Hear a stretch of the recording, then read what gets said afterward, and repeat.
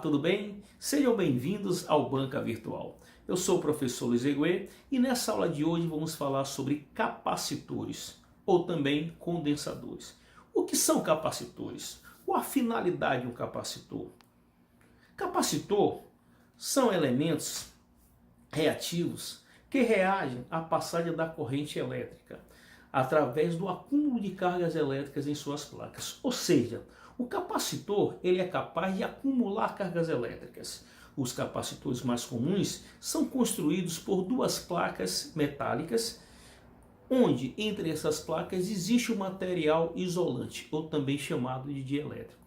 Todo e qualquer capacitor ele tem como finalidade básica acumular carga elétrica, ou seja, o capacitor ele passa a ter uma determinada energia potencial elétrica nas suas placas devido a esse acúmulo de cargas elétricas. Na figura, um capacitor com duas placas paralelas. Observamos que esse capacitor ele se encontra inicialmente neutro, ou seja, podemos verificar que nas placas dos capacitores a quantidade de cargas elétricas positivas e negativas são iguais. Então, se nas placas as quantidades de cargas elétricas positivas e negativas têm o mesmo número, podemos dizer que a carga em cada uma dessas placas é igual a zero. Verificamos que nesse circuito nós temos aqui uma chave que se encontra aberta e temos aqui uma fonte de tensão de 12 volts. Nesse exato momento, podemos verificar que o nosso circuito ele se encontra aberto. Vamos então fechar o circuito. Ao fechar o circuito, percebemos então que as partículas elétricas negativas elas tendem a se movimentar espontaneamente para esse ponto de potencial elétrico maior. Então, a partir do instante que as cargas elétricas negativas se deslocam da placa para o ponto de potencial elétrico positivo, verificamos que esta placa ela vai ficar exatamente com excesso de cargas elétricas positivas. Então, se ela se torna uma placa com excesso de cargas elétricas positivas, vamos verificar então agora que na nossa placa se encontra com a carga elétrica positiva. Então vamos dizer que essa placa se encontra eletrizada. Da mesma forma, verificamos que desse ponto, partículas elétricas negativas tendem a se deslocar para essa placa, acumulando nessa outra placa uma determinada quantidade de cargas elétricas negativas, observando assim que agora o nosso capacitor se encontra eletrizado. Olha que bom! O capacitor agora ele está eletrizado, onde a carga elétrica de cada placa, olha só, elas são iguais, ou seja, elas têm o mesmo valor numérico, porém sinais opostos. Enquanto uma placa possui uma carga positiva mais que, a outra placa possui uma carga negativa menos que. Então podemos afirmar desse modo que o nosso capacitor, que antes estava neutro, agora se encontra eletrizado. Então, verificando sim que quando o capacitor se encontra eletrizado, a carga de uma placa ela tem o mesmo valor numérico da carga de outra placa. Porém, uma placa se encontra eletrizada positivamente e a outra placa se encontra eletrizada negativamente. E dessa forma, podemos verificar que no nosso capacitor existe quantidade de carga. Então, podemos verificar que o nosso capacitor tem um acúmulo de carga elétrica. Então, esse capacitor está acumulando energia eletrostática. Um detalhe a se falar. Vamos lembrar sempre que entre as placas do capacitor existe sim um material isolante, ou também conhecido como material dielétrico.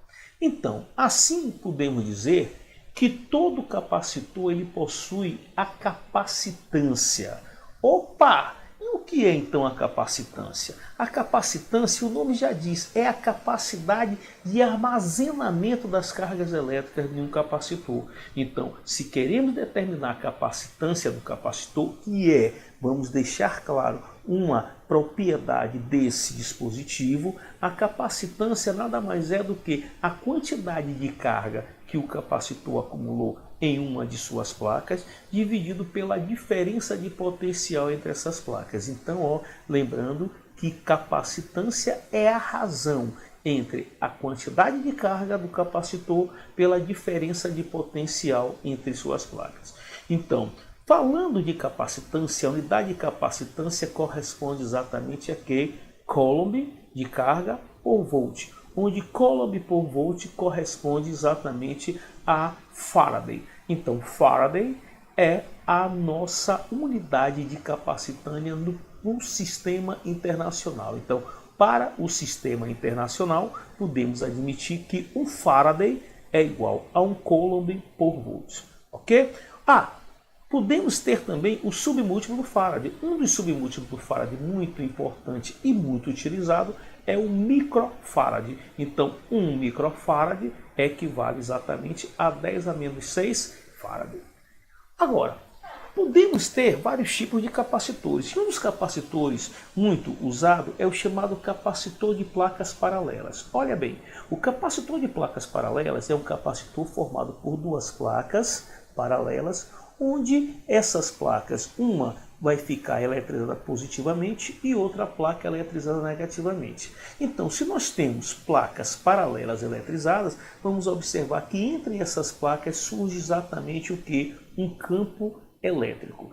Olha, essas placas se encontram distanciadas exatamente de uma distância d. E essas placas elas possuem uma área. Então, através de uma dedução da lei de Gauss, podemos definir que a capacitância em um capacitor de placas paralelas ele é calculado como sendo a permissividade do meio vezes a área do capacitor em função da distância. É importante demais você verificar essa equação, porque através dela podemos verificar que, primeiro, a capacitância está relacionada com a área. Então vamos verificar que quanto maior for a área da placa do capacitor, maior é sua capacidade de acumular carga elétrica. Muito bem, então área grande, capacitância grande. Área pequena, capacitância pequena. Outra relação muito importante é a relação que nos dá da distância entre as placas e a capacitância. É uma relação inversamente proporcional. Então, se eu tenho uma relação inversamente proporcional, olha que legal, eu posso dizer que quanto menor for a distância, maior vai ser a capacitância. Então, se a distância é pequena, capacitância é grande. Se a distância é grande, capacitância pequena. Então, essa equação é uma equação muito importante, pois através dela podemos determinar essa característica do capacitor de acumular carga. Lembrando, sim, que a permissividade é uma característica do meio, ou seja, do meio isolante que existe entre essas placas, onde, no caso do vácuo, essa permissividade tem um determinado valor, um valor expressivo por 8,8 vezes 10 elevado a menos 12 Faraday-metro. Nós vamos ver exatamente esse valor dessa permissividade nas aplicações que envolvem os capacitores. Um detalhe importante é que os capacitores eles podem formar associação. E essas associações elas podem ser caracterizadas como associação em paralelo, associação em série e associação mista. Associação em paralelo, o nome já fala, o nome do Aristóteles já diz.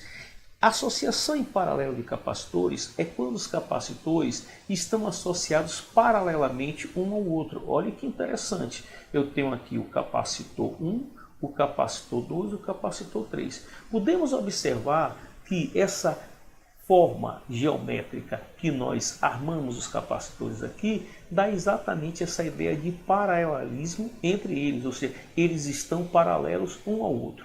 Se eles estão paralelos um ao outro e conectados a uma fonte, a uma diferença de potencial, eu posso ver o quê? Qual é a função dessa ponte?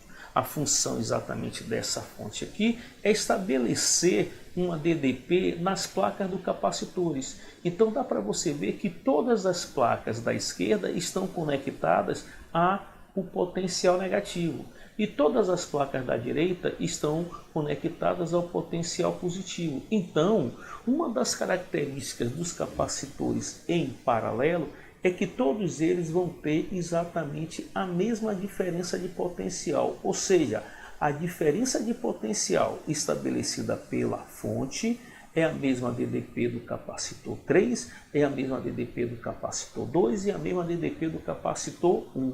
Então, lembrando sempre, capacitores em paralelo, eles possuem a mesma diferença de potencial.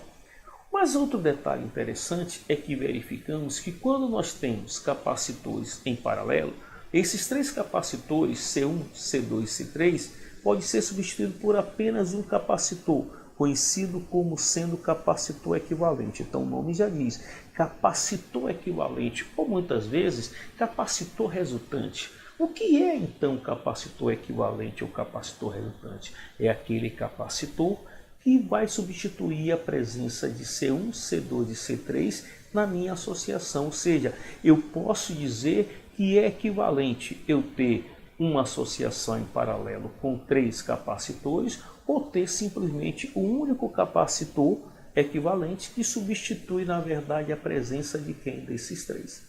Verificamos que podemos calcular a capacitância equivalente como sendo a soma das capacitâncias de cada um desses capacitores. Ou seja, a capacitância equivalente em paralelo é a soma de C1 mais C2 mais C3. Então, se você quer obter o valor da capacitância equivalente para uma associação em paralelo, basta simplesmente somar as capacitâncias de cada um dos capacitores da associação.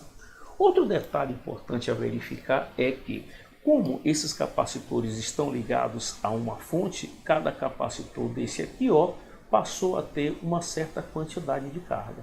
Então eu posso dizer que o capacitor 1 tem uma carga Q1, o capacitor 2 tem uma carga Q2, o capacitor 3 tem uma carga Q3. E esse capacitor equivalente, ele vai ter que carga? Muito bem. A carga do capacitor equivalente, ele vai corresponder à soma da carga do capacitor 1, do capacitor 2 e do capacitor 3. Então, essa é mais uma característica da associação de capacitores em paralelo. Lembrando que quando você tem capacitores em paralelo, o capacitor equivalente, o capacitor equivalente da associação vai ter uma carga total, onde a sua carga total é a soma da carga do capacitor 1 mais o capacitor 2, mais o capacitor 3. Então, essas são as características de toda e qualquer associação de capacitores em paralelo.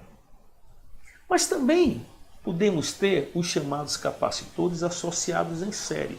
Então, quando nós temos capacitores associados em séries, nós verificamos o que? Eu tenho um capacitor 1, capacitor 2 e 3. Observe que a distribuição dos capacitores já forma uma série linear aqui, de capacitores. Eles estão enfileirados, mostrando exatamente aqui, uma série.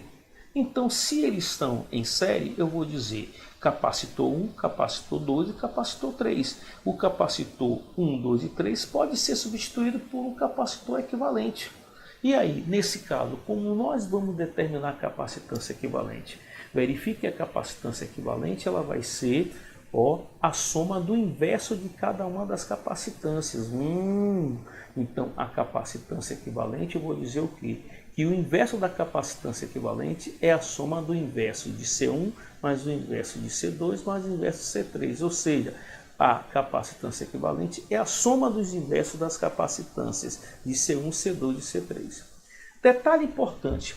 Vamos verificar que quando os capacitores eles estão associados em série, diferentemente de paralelo, todos eles vão ter a mesma carga. Ou seja, quando nós temos capacitores associados em série, a carga do capacitor 1 vai ser igual à carga do capacitor 2, que vai ser igual à carga do capacitor 3. Então, lembrar sempre disso. Os capacitores, quando estão em série, eles possuem, todos eles, o mesmo valor de carga. Todos eles se eletrizam, na verdade, por um processo de indução, e ao se eletrizar por um processo de indução, eles vão ter a mesma carga. Então, o próprio capacitor equivalente vai ter a mesma carga também de 1, de 2 e de 3. E por outro lado, podemos verificar que, como a fonte estabeleceu uma certa diferença de potencial, podemos dizer que a diferença de potencial no capacitor 1 a diferença de potencial no capacitor 2 e a diferença do potencial no capacitor 3, quando somadas, vai dar exatamente o que? A DDP da fonte. Então, uma das características da associação de capacitores em série é que a DDP da fonte é igual à diferença de potencial em cada um dos capacitores. Então, isso aí são características importantes da chamada associação de capacitores em série. Então, vamos ver aqui uma aplicação muito simples para que a gente possa entender melhor a ideia de capacitores. Um capacitor possui uma capacitância de 7,28 microfarad. Que quantidade de carga deve ser colocada em cada uma de suas placas para produzir uma diferença de potencial entre as placas de 25 volts? Muito bem, então a questão nos afirma que nós temos um capacitor de 7,28 microfarad que está ligado a uma fonte de 25 volts e eu quero saber qual é a carga que eu tenho que colocar nesse capacitor. Uma questão muito simples, porque eu sei o quê? Que a propriedade do capacitor, que é a sua capacitância, é igual à carga pela DDP. Então, eu posso dizer que a carga que eu tenho na placa do capacitor é a capacitância vezes a diferença de potencial. Como a capacitância desse capacitor é 7,28 vezes 10 a menos 6 e a DDP é 25 volts, eu vou dizer que o nosso total de carga que eu vou ter no capacitor vai ser de 1,82 vezes 10 a menos 6 coulomb, ou simplesmente uma carga ou não. Podemos dizer então que a carga que eu vou ter no capacitor vai ser 1,82 vezes 10 a menos 4 coulomb, ou simplesmente uma carga de 182 microcoulomb. Então esta é a carga que nós vamos ter aonde? No nosso capacitor. Perfeito? Vamos então agora verificar uma questão que envolve a ideia de um capacitor de placas planas e paralelas. Então, cada placa de um capacitor de placas paralelas possui área de 12,2 cm² e uma distância entre as placas de 3,28 milímetros. A carga acumulada em cada placa possui um módulo de 4,35 vezes 10 a menos 8 coulomb. As cargas estão no vácuo, ou seja, o isolante, o meio isolante que eu tenho entre as placas é o vácuo. Qual é o valor da capacitância? Então nós vimos o quê? Que a capacitância para um capacitor de placas é igual à permissividade do meio, que no caso é o vácuo, vezes a área pela distância. Então podemos dizer o quê? Vamos verificar que eu vou trabalhar com uma permissividade igual a 8,8 vezes 10 a menos 12. A área eu sei que é 0,0122, é a nossa área que foi dada. Eu simplesmente peguei a área de 12,2 e transformei em metro quadrado. E essa distância, que é uma distância que foi dada entre as placas de 3,28 milímetros, corresponde exatamente a 0,0328 metros, transformando. Dessa maneira, eu vou encontrar uma capacitância de 3,29 picofarad. Então, essa aqui, ó, gente, é a nossa capacitância desse capacitor de placas planas e paralelas. Mas a questão também quer saber qual a DDP entre as placas. Se eu quero saber a DDP entre as placas, eu posso utilizar a equação de capacitância, a equação geral. O que é capacitância? É carga pela DDP.